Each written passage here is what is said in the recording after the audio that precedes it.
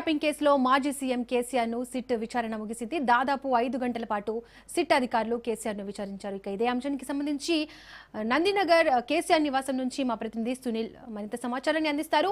సునీల్, కేసీఆర్ విచారణ ముగిసింది. సిట్ అధికారులు ప్రధానంగా ఏ అంశాలపై కేసీఆర్ ను ప్రశ్నించారు?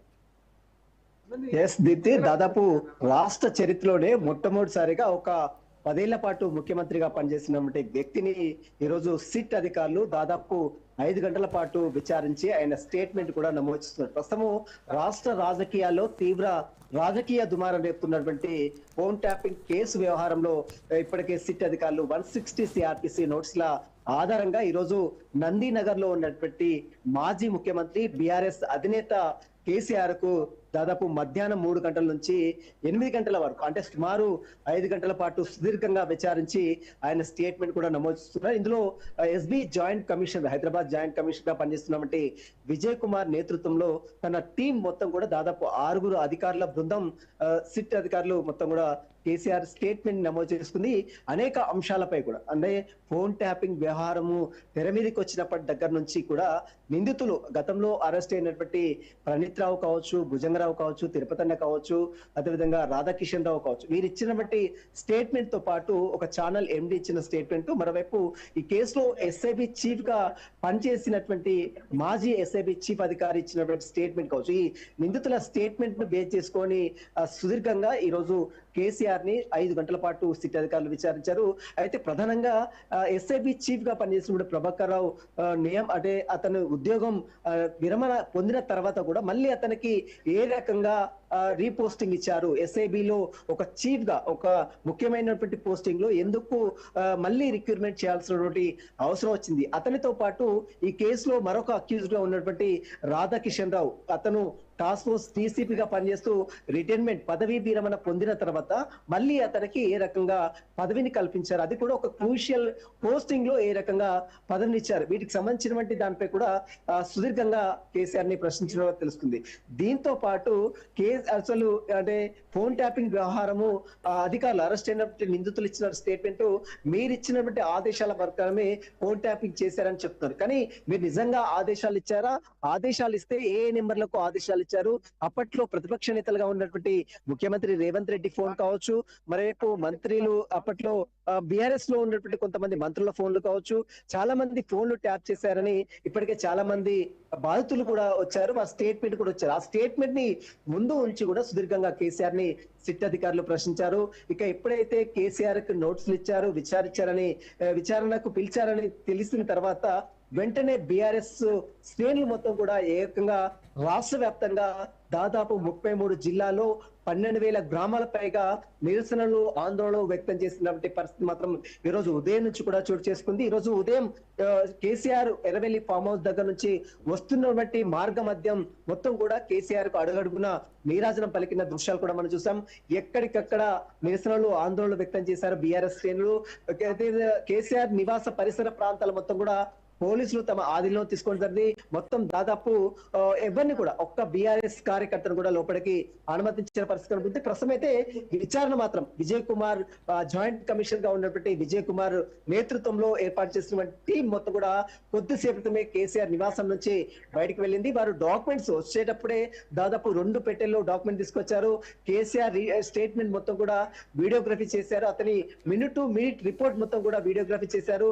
ఈ అన్ని కంప్లీట్ అయిన తర్వాత స్టేట్మెంట్ మొత్తం కూడా కేసీఆర్ దగ్గర సిగ్నేచర్ కూడా తీసుకొని వెళ్ళిపోయినటువంటి పరిస్థితి కనబడుతుంది. దీంతో పాటు గతంలో కేసీఆర్ ఒకవేళ కేసీఆర్ నోటీసులు ఇవ్వగానే కేసీఆర్ సిట్ అధికారుల తీర్పై కూడా కొంత ఆగ్రహం వ్యక్తం చేస్తూ 6 పేజీల లేఖను కూడా విడుదల చేశారు. గతంలో సుప్రీంకోర్టు ఇచ్చినటువంటి జడ్జిమెంట్లను బేస్ చేసుకుని కూడా కేసీఆర్ 6 పేజీల లేఖలో అనేక విషయాలు కూడా ప్రస్తావించారు. చట్టం మీద తనకు గౌరవం ఉంది కాబట్టి ఈ రకంగా విచారణకు వచ్చారంటూ కూడా కేసీఆర్ చెప్పినటువంటి దృశ్యాలు కూడా మనం చూసాం. ప్రస్తుతం అయితే విచారణ సందర్భంగా అనేక అంశాలు కూడా కేసీఆర్ ని ప్రశ్నించారు. సుదీర్ఘంగా ముఖ్యంగా ఫోన్ ట్యాపింగ్ వ్యవహారం తెలంగాణ రాష్ట్రంలో 2024 మార్చి 10వ తేదీన ఎస్ఐబి కార్యాలయంలో డాక్యుమెంట్లతో పాటు మరోవైపు హార్డ్ డిస్క్లు ధ్వంసమైనట్టు ఎస్ఐబి అధికారులు పంజాగుట్ట పోలీస్ స్టేషన్ లో కేసు నమోదు చేయడం, ఆ కేసు ఆధారంగా మొట్టమొదటిసారిగా ప్రణీత్ రావుని అరెస్ట్ చేశారు. ఆ తర్వాత భుజంగరావుని, అదేవిధంగా తిరుపతన్నని, ఆ తర్వాత రాధాకిషన్ రావుని, ఒక ఛానల్ ఎండి శ్రావణ్ రావుని, ఆ తర్వాత ఎస్ఐబి చీఫ్, అమెరికాలో ఉన్నటువంటి ఎస్ఐబి చీఫ్ ని దేశ సర్వోన్నత న్యాయస్థానం సుప్రీంకోర్టు ఆదేశాల మేరకు అతన్ని తీసుకొచ్చి మరి అతని యొక్క 14 రోజుల పోలీస్ కస్టడీలో అతను విచారించి ఆయన స్టేట్మెంట్ తీసుకున్నారు. అయితే ఎందుకు మీరు పై అధికారులు అంటే అరెస్ట్ అయినటువంటి అధికారులు ఇచ్చిన బట్టి బేస్ చేసుకొని ఎందుకు మీరు చేయాల్సి వచ్చింది అన్న దానిపై కూడా కేసీఆర్ సుదీర్ఘ ప్రస్తుతం అయితే విచారణ అయితే కంప్లీట్ అయింది. ఇప్పుడే అధికారులందరూ కూడా ఇక్కడ చేరుకుంటున్నారు. ఒక్కొక్కగా కేసీఆర్ ఇప్పటికే కేటీఆర్ తో పాటు హరీష్ రావు వారందరితో భేటీ అయ్యారు. ఈ రోజు ఉదయం నుంచి మధ్యాహ్నం నుంచి జరిగినటువంటి భేటీకి సంబంధించి అంటే విచారణకు సంబంధించిన అంశాలపై కూడా వారితో చర్చిస్తున్నట్లు కూడా సమాచారం తెలుస్తుంది. ప్రస్తుతం అయితే మాజీ మంత్రి శ్రీనివాస్ గౌడ్ ఇక్కడికి చేరుకున్నారు, లోపలికి వెళ్లారు. బీఆర్ఎస్ శ్రేణులందరూ కూడా ఇక్కడికి చేరుకున్నారు. ప్రస్తుతం అయితే ఎమ్మెల్యేలు, మాజీ ఎమ్మెల్యేలు, మాజీ మంత్రులు సైతము కేసీఆర్ నివాసానికి చేరుకుంటారు. అయితే ఈ ఒక విచారణ కంప్లీట్ అయిన తర్వాత మీడియా సమావేశం ఏర్పాటు చేస్తారా లేదా కేసీఆర్ తరఫు నుంచి అటు హరీష్ రావు కావచ్చు, కేటీఆర్ కావచ్చు మరి మీడియాతో మాట్లాడతారన్నది మరి కాసేపులోనే ఒక క్లారిటీ కూడా వచ్చే అవకాశం. ప్రస్తుతం అయితే విచారణ అయితే కంప్లీట్ అయింది. సిట్ అధికారులందరూ కూడా లోపల నుంచి కేసీఆర్ నివాసం నుంచి బయటకు వెళ్ళిపోయినటువంటి పరిస్థితి మాత్రం మనం చూడొచ్చు. ప్రస్తుతం అయితే కేసీఆర్ ని ఏ విధంగా విచారించారు, ఏ విధంగా అతను స్టేట్మెంట్ ఇచ్చాడు, ఎలాంటి ప్రశ్నలకు అతను సమాధానాలు చెప్పాడు, ముఖ్యంగా గతంలో అరెస్ట్ అయినటువంటి నిందితులు ప్రభాకర్ రావు వచ్చిన స్టేట్మెంట్ కావచ్చు, రాధాకృష్ణ రావు వచ్చిన స్టేట్మెంట్ కావచ్చు, అదేవిధంగా ప్రణీత్ రావు వచ్చిన స్టేట్మెంట్ కావచ్చు, భుజంగరావు, తిరుపతి వీరు ఇచ్చిన స్టేట్మెంట్ ని బేస్ చేసుకొని కేసీఆర్ ని డాక్యుమెంట్లు ముందుంచి కూడా ప్రశ్నించడం కూడా సమాచారం తెలుస్తుంది. ముఖ్యంగా వారి పదవీ విరమణ పొందిన తర్వాత పదవిని మళ్ళీ ఎందుకు ఎక్స్టెన్షన్ చేయాల్సి వచ్చింది, వారు 2023 ఎన్నికల్లో రాజకీయ అంటే డబ్బులకు సంబంధించిన విషయాలు కావచ్చు, కొన్ని హుజురాబాద్ ఎన్నికల సమయంలో అదేవిధంగా ఎమ్మెల్యేల కొనుగోలు విషయంలో చాలా విషయాల్లో సంబంధించినటువంటి విషయంలో ప్రస్తుతం అయితే మనం చూడొచ్చు వారికి సంబంధించిన టీం ఇక్కడికి చేరుకుంది. ప్రస్తుతము కేసీఆర్ మరి మీడియాతో మాట్లాడతారా లేదా అనేది కూడా మరి కాసేపులోనే ఒక క్లారిటీ కూడా వచ్చే అవకాశం. ప్రస్తుతం అయితే అధికారులందరూ కూడా అంటే కేసీఆర్ మరి మీడియా ముందుకు రావాలా లేదా హరీష్ రావు ఏదైనా కేటీఆర్ మీడియా ముందుకు వస్తారా అన్న దానిపై కూడా మరి కాసేపులోనే ఒక క్లారిటీ కూడా వచ్చే అవకాశం ఉంది. హరీష్ రావు మీడియా ముందుకు రాబోతున్నారు. మరి కాసేపులోనే హరీష్ రావు మీడియా ముందుకు వచ్చిన తర్వాత మొత్తం ఎంటైర్ ఇష్యూకి సంబంధించిన దానిపై కూడా హరీష్ రావు బ్రీఫ్ చేస్తున్నట్లు కూడా ఇక్కడ ఉన్నటువంటి అంటే బీఆర్ఎస్ టీం వచ్చి మీడియాతో చెప్పింది. హరీష్ రావు మరి కాసేపు బయటకు వచ్చి మీడియాతో మాట్లాడతారంటూ కూడా తెలుస్తుంది. కాబట్టి కేసీఆర్ కి అయితే మీడియా ముందుకు వచ్చే అవకాశం లేదు. ప్రస్తుతం అయితే కేసీఆర్ తరఫు నుంచి ఈ రోజు కేసీఆర్ విచారణకు సంబంధించి మొత్తం కూడా బ్రీఫింగ్ అయితే మాజీ మంత్రి హరీష్ రావు చేస్తున్నట్లు కూడా సమాచారం. మరి కాసేపు హరీష్ రావు కూడా మీడియా ముందుకు వచ్చి మీడియాతో మొత్తం కూడా మాట్లాడే అవకాశం ఉంది. ఇదంతా కూడా రాజకీయ కక్ష సాధింపు చర్యలో భాగంగానే ఈ రకంగా విచారణ పేరుతో వేధింపులకు గురి చేస్తున్నారంటూ కూడా బీఆర్ఎస్ శ్రేణులు చెప్తున్నారు. ఈ రోజు ఉదయం నుంచి కూడా ఆందోళనలు అదేవిధంగా నిరసనలు వ్యక్తం చేసిన దృశ్యాలు కూడా మనం చూసాం. ఎంటైర్ తెలంగాణ రాష్ట్ర వ్యాప్తంగా 12,000 గ్రామాల్లో కూడా అటు ముఖ్యమంత్రి రేవంత్ రెడ్డి దిష్టిబొమ్మలు దగ్గర చేశారు.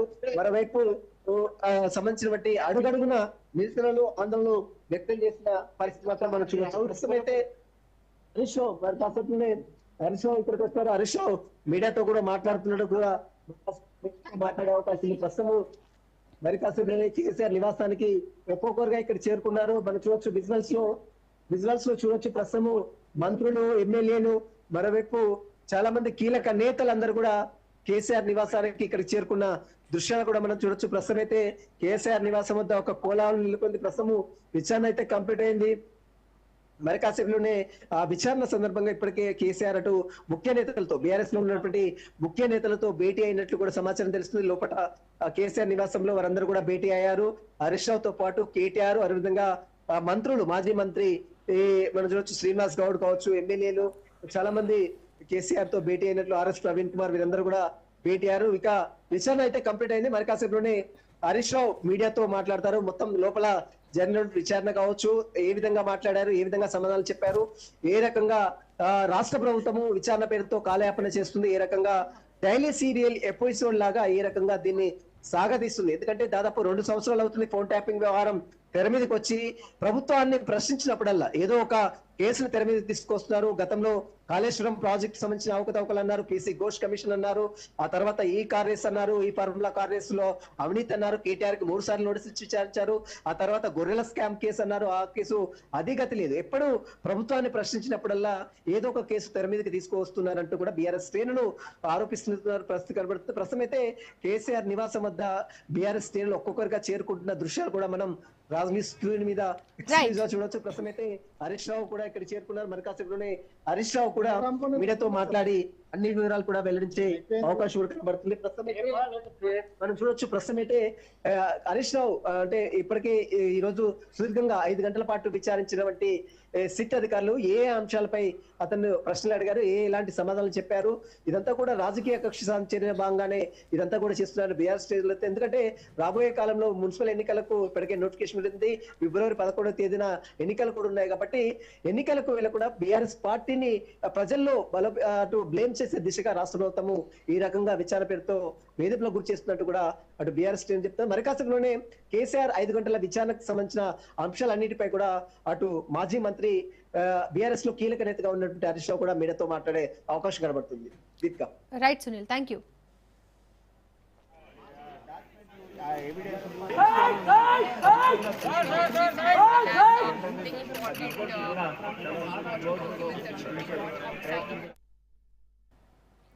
రైట్.